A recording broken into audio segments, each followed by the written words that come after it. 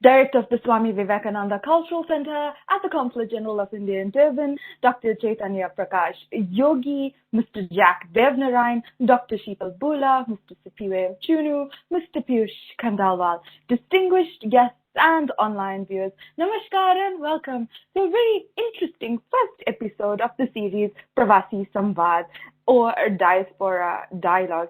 Indeed, today in our midst, we have a very dynamic member of the diaspora joining us today, and that is actor Mr. Jack Devnarain, who will be interviewed or interacting with Dr. Sheetal Bhoola.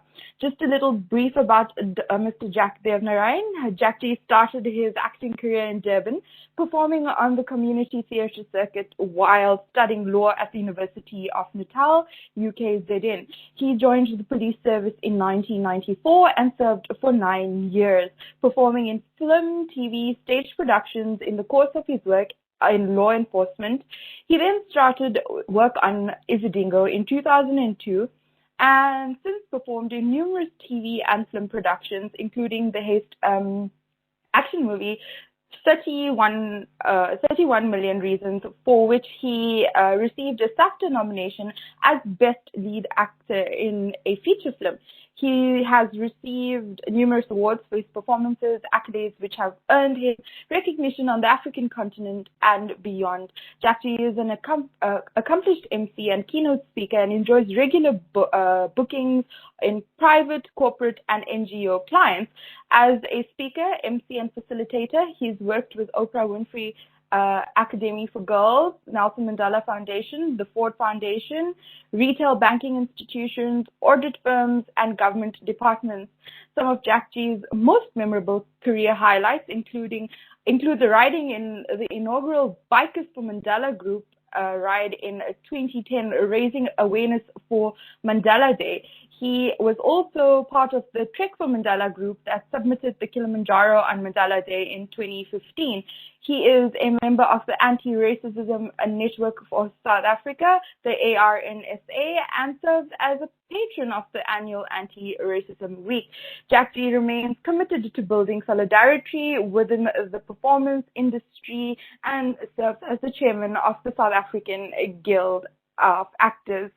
Today, Jack Ji will be interviewed by UKZN academic and research scholar Dr. Sheetal Bhoola. Sheetal Ji holds 2 master's degrees, a PhD in social sciences, and has a growing publication record.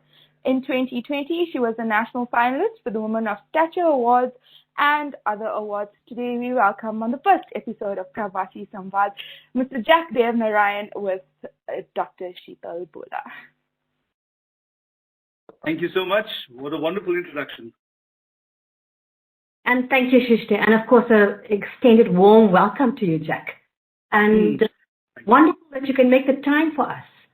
And especially the first episode. How nice. Yes, indeed. And I think what's more pertinent here is, of course, your ongoing and continual and present contribution to society at large. And the fact that you represent so many of us out there, being at the top from the Indian diaspora, and proudly, like Shishti mentioned, of course, home-based Durban boy. So tell me, life, how would you unpack that for us? Where are you going? What's your perception? Where you see yourself? Yes, I think that's a good place to start because, as you had mentioned earlier, there is a sense of ownership amongst many of my friends and family and the people of Durban, the people of KwaZulu-Natal. They look at me and my work being presented on TV and in the media, and they feel very strongly that I'm one of theirs. And I am. This is something I take very seriously. So it's a very personal choice to say that beyond my work as an actor, that I want to take responsibility too for the way in which people perceive me. So this is it's an important choice because it means then that you allow yourself to be the figurehead. It means that you allow yourself to be used as an example to others. It means that you allow yourself, or you have to be extremely careful also in how you present yourself. You've got to be guarded in in your utterances, in the way you present yourself, and under what circumstances, assuming that you are always in a media spotlight. So it has changed my life. Being in the media and being an actor has changed my life. But I realize also that this is a journey, a spiritual journey that I have chosen. And it means then that I must also embrace it and give it value and give it meaning. And that this is a path that I must use in order to benefit others. So ultimately, the big answer to the big question about life and where's it going is that I believe I have a responsibility to make sure that there are others who continue to do the work that I'm doing now. No, absolutely. And I think, like you said, it's not an easy journey being out there, taking the lead, being in the public eye. It comes with its pressures, it comes with its challenges. And of course, there's professional and personal growth that happens along the line. So going forward, we've got a successful track record. Tell us about managing success. What has that journey been all about? Your growth from that, the lessons learned, and what about this, the understanding success to those close around you that share your personal space? The starting point to all of that is never to judge your circumstances as successful or unsuccessful. You are, you must continue to be. And however you see yourself, you must always try to do better and to be better. So those around you might easily want to judge you, and they might look at your circumstances and say, this is a successful person. At all times, your first obligation is to be grateful. You have circumstances that you are able to use to your benefit. And I believe at that point that it becomes your duty to make sure that you pass that benefit on to others. Having traveled this road for more than 20 years as an actor in the South African media, there's much that I've learned. My duty then becomes to make sure that others who are following my path must learn what I have learned. They can now learn so much faster. They don't have to rediscover what I have discovered, and I can give them the benefit of my experience and knowledge, and again, hopefully, because it's very easy. There's a wonderful temptation to say, where I am now, I am very successful, or where I am now, I have failed at something, and therefore I'm not good enough to get better and to go forward. Of self-judgment, and apply ourselves at all times to simply being the best that we can be. Yeah, so I think there again, you're just focusing on just worshipping, appreciating, and being in the present. And of course, if you look at the flip side of being successful, we all know it's not easy. It comes with a lot of hard work. There's happens. Let's go to the other direction of the continuum. Let's look at your challenges, adversities, differences. How have you coped with that? What do you think helped you along those lines in the personal space, in the professional space? I imagine in your position too, you're not married to the accolades that you have. You're married to the work. The love of the work is what drives you every day. And this is something that I have embraced in my life.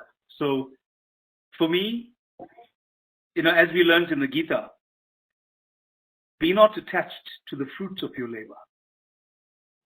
For me, what I am attached to is the joy of the labor. So every day to be able to practice and to read, to create a character, to present my work on stage or in film or on TV, that is the gift, that is the joy. And the adversity, as you mentioned, for me is circumstances where I can't practice my joy. So sometimes, as we discovered through COVID, TV production was impacted very negatively. We couldn't get onto set. We couldn't be shooting our TV series and soapies, and you know how South African audiences love their soapies. We couldn't shoot that. So the adversity for me was that I didn't have the opportunity to practice that which I loved.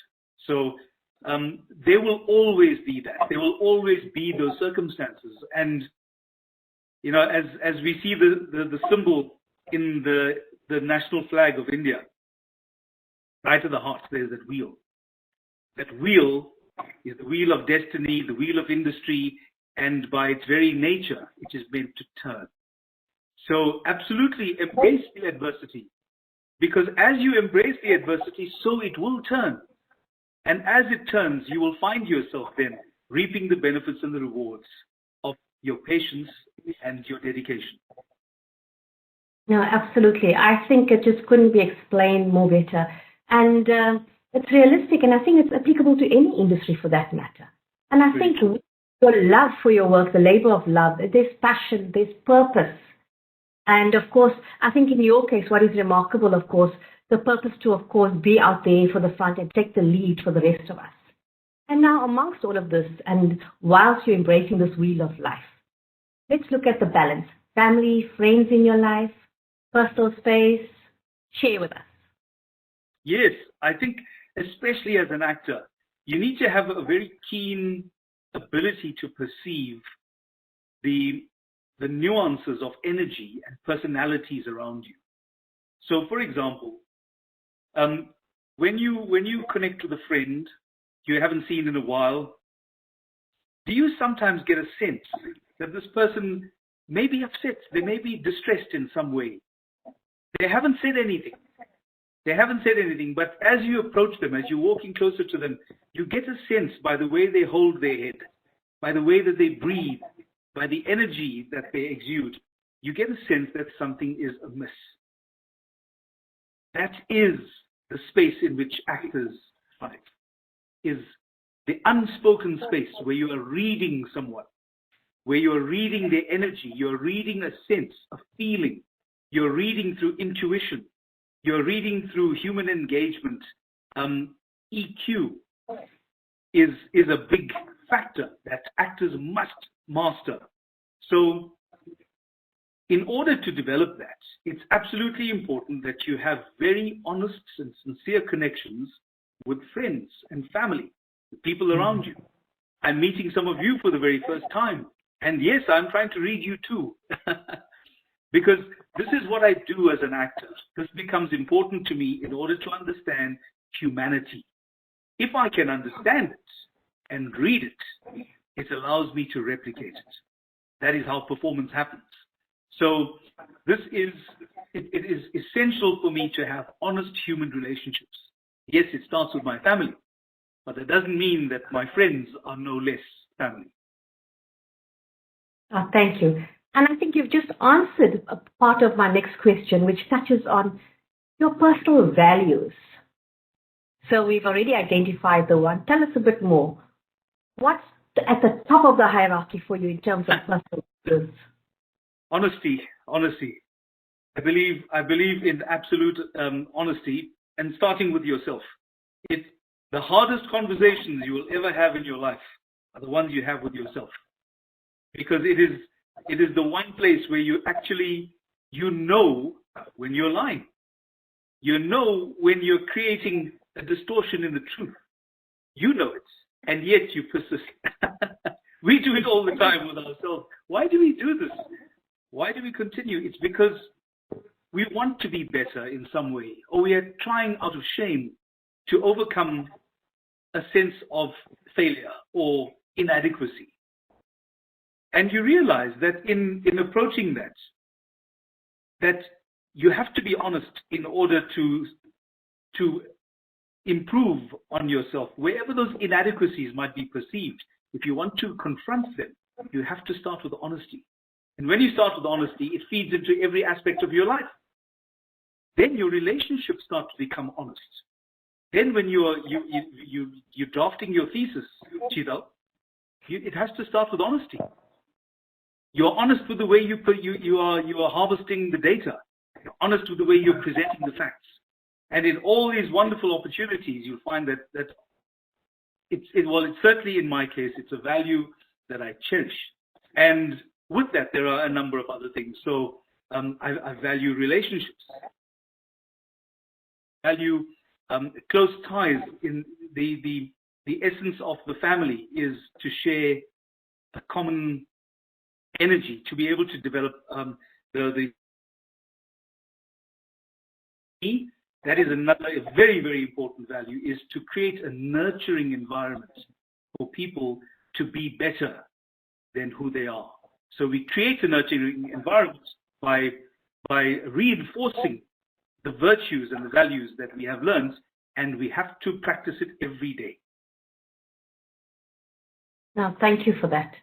And taking honesty into all aspects of your life, and let's shift a bit to your cultural influences. What do you draw from there? What excites you about our Indian culture? Tell us a bit about your personal journey, maybe some experiences. Yes, it is a wonderful place to be as a South African Indian person, as a South African man of Indian descent, because South Africa allows for this wonderful, colorful, multicultural tapestry of all these amazing influences. And we were woven into the tapestry of the South African story, not just in 1860. You must know that South African or people from India arrived in South Africa not just through the process of indentured labor. For years before, there were merchants who were coming to South Africa and who were applying their trade. If so I can, the history. If I could come in here, the correct term there would be, of course, the passenger Indians, and those that came on free will to actually trade resources and skills in our country. And those are the migrants that came in without any contracts or labor contracts, per se. Thank you. Yes, that's an important feature, and it's something that we never really talk about, do we? No, I think in the academic space it's covered, but I think on different platforms I can agree and disagree with you there. But we won't go take that away from your discussion. Carry on. Very well. Okay, where were we on that subject?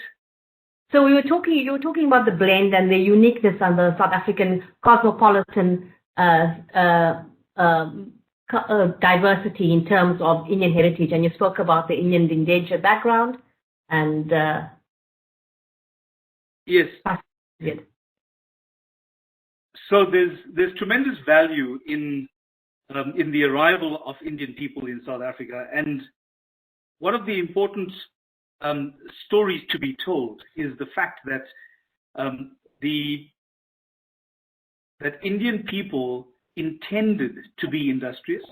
They intended to rise above their circumstances, and with that, we've earned a voice in this country. So we occupy a very important place in the South African story, and not just as part of the Indian diaspora.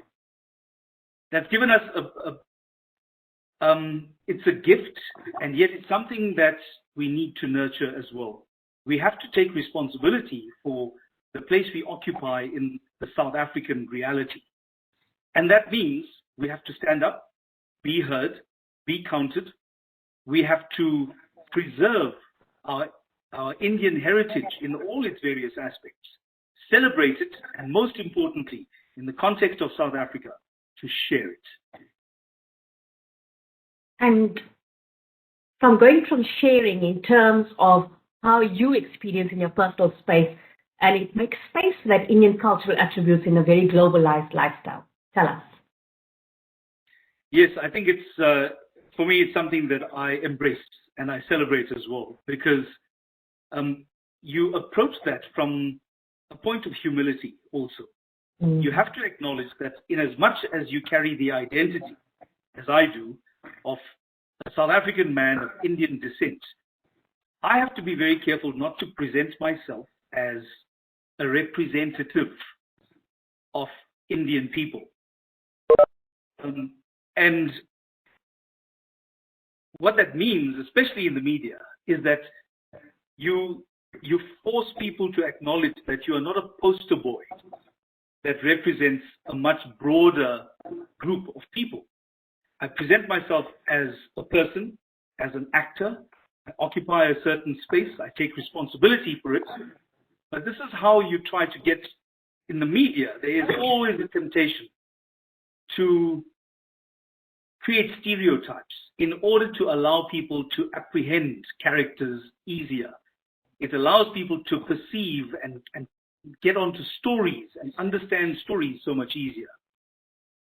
From an actor's point of view, stereotypes are very easy to present, but it also presents the danger of creating a caricature. And as an actor, you never want to be a caricature.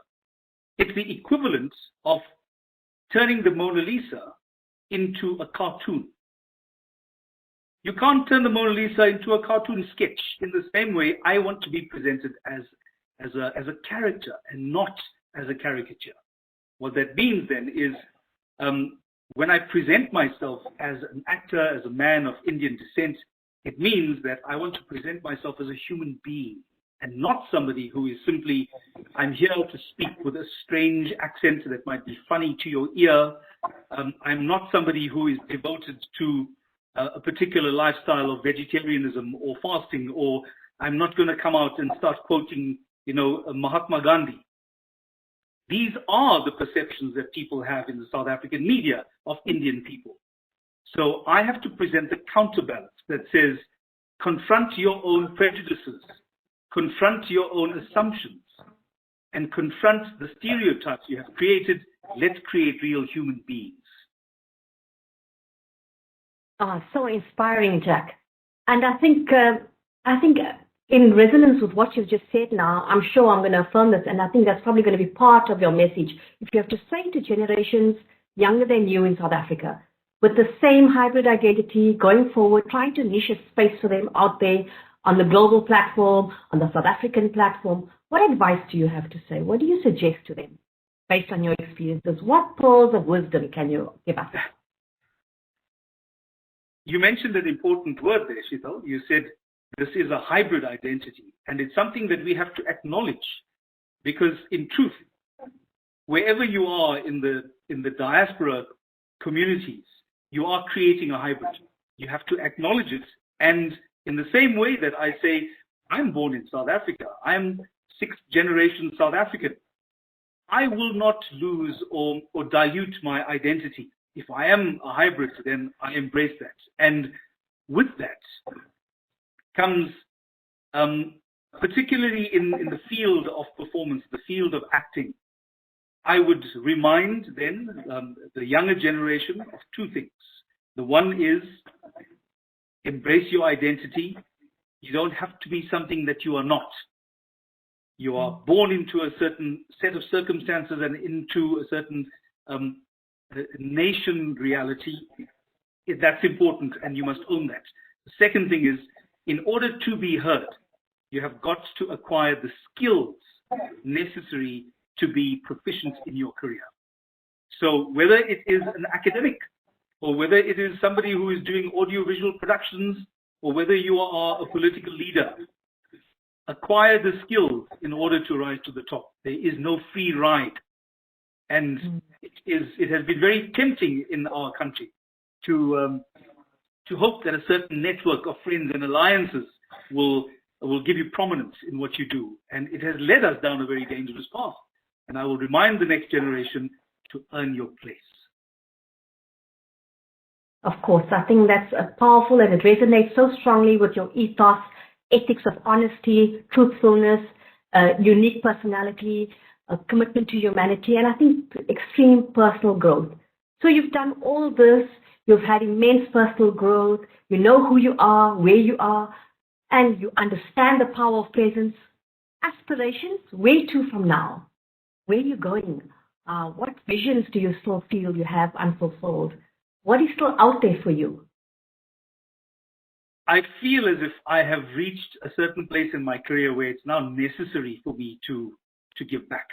To connect with the younger generation is extremely important to me. But beyond that, I have this yearning to connect with actor unions from around the world. Being the chairman of the South African Guild of Actors, I am pursuing an agenda to connect with the leaders of the Indian Actors Associations.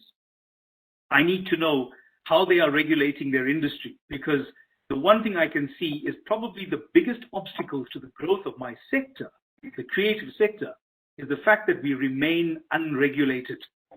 We are not regulated by statute, which means there are no laws in place that guide the relationships within the creative sector, and we don't have the right to unionize. And as you know, much of the working world is guided by unions, by the right to bargain collectively, and these are critical elements globally in managing and regulating industries. So we need to share information and to share the basis from which resolutions arise in order to try to regulate and protect those within our industries that are most vulnerable. And yes, the youth coming into our industry is, for me, a category of people that are most vulnerable.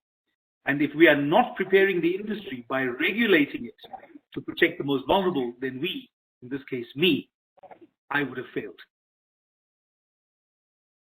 And amongst other interests, personal growth for yourself going on from here?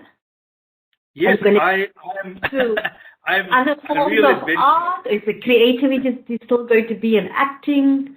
Are we aspiring authoring? Are we doing? Tell us. I must remind myself also, as I do to all my colleagues on this call, that it's not for me to choose to be an actor. It's to hope that acting chooses me and that I can serve the industry in some way. So it's something that I pursue, and I want to always bring value. I want to give reason to the industry to keep me there. So it's something that I will continue to do because I love it. As we mentioned earlier, these are things that we must embrace because we love it, and not to be attached to the accolades that may come with it, but to enjoy the process of it every single day. So yes, acting certainly, and facilitating discussions like this is important to me. I do have a certain platform within the media industry, but it also means that I have a responsibility to be connecting with so many people across different sectors. So this is why I enjoy this particular conversation as well. Now, of course, and I think we cannot, of course, undermine the value of organizations such as these, and of course, Dr. Yogi and his team for allowing us and, using this media platform. It's a powerful space to get our messages across, to educate. Hang on a minute, this is what needs to be done. Where to from here?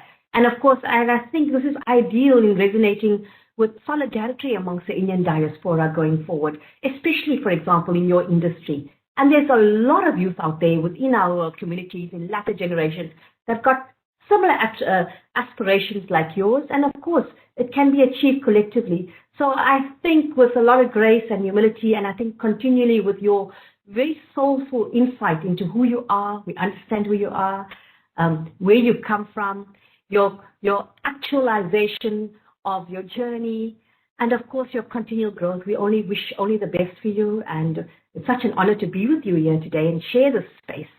And I think more important, thank you. What a wonderful way to create awareness, especially for the organizations such as the acting industries as well. So with humble gratitude and to our organizers and of course Dr. Yogi and his support staff and his team, and thank you for the efficiency, thank you for the energy, and thank you for allowing us to engage on such a beautiful and humanitarian platform. So namaste and thank you so much. Namaste, and thank you for being such wonderful hosts. I really enjoyed this discussion. You're all very kind. Indeed. Thank you so much, Mr. Jack Devnarain and Dr. Sheetal Bhoola, for that very interesting first episode of Pravasi Samvaad. With that, we've come to the closure of this first episode of Pravasi Samvaad, Diaspora Dialogue, and I'd like to call upon Mr. Siphiwe Mchunu from the Swami Vivekananda Cultural Center at the Consulate General of India in Durban to render this evening's vote of thanks. Namaskar. Greetings to all of you. On behalf of Swami Vivekananda Cultural Center at the Consulate General of India in Durban, I am so honored today to deliver a vote of thanks on the first episode of the program Pravasi Samvaad Diaspora Dialogue. In this program, we were interviewing Mr. Jack Devnarain, an actor from Durban. The interview was conducted by Dr. Sheetal Bhoola Ji, a UKZN academic. To Devnarain Ji, the interview was very much interesting. And I know you a long time ago when you were acting in the Generations. I was young at that time, and I'm so pleased to see you still strong and fit. And whatever you said, Devnarain Ji, you know, it is very interesting to all of us. To Dr. Sheetal Bhoola Ji, thank you, ma'am, for conducting such an informative interview this evening. To Director of Swami Vivekananda Cultural Center, Dr. Chaitanya Prakash Yogi, Srishti Narinarayan, Sri Piyush Khandelwal, thank you very much for taking part on today's program. Once again, to all those who were online viewers, we'd like to say thank you very much for taking part this evening. Please visit our Facebook page so that you will be updated about all cultural activities organized by Swami Vivekananda Cultural Center in Durban. To all of you, Devnarain Ji, Dr. Sheetal Bhoola Ji, Dhanyavad, have a wonderful evening. Namaskar.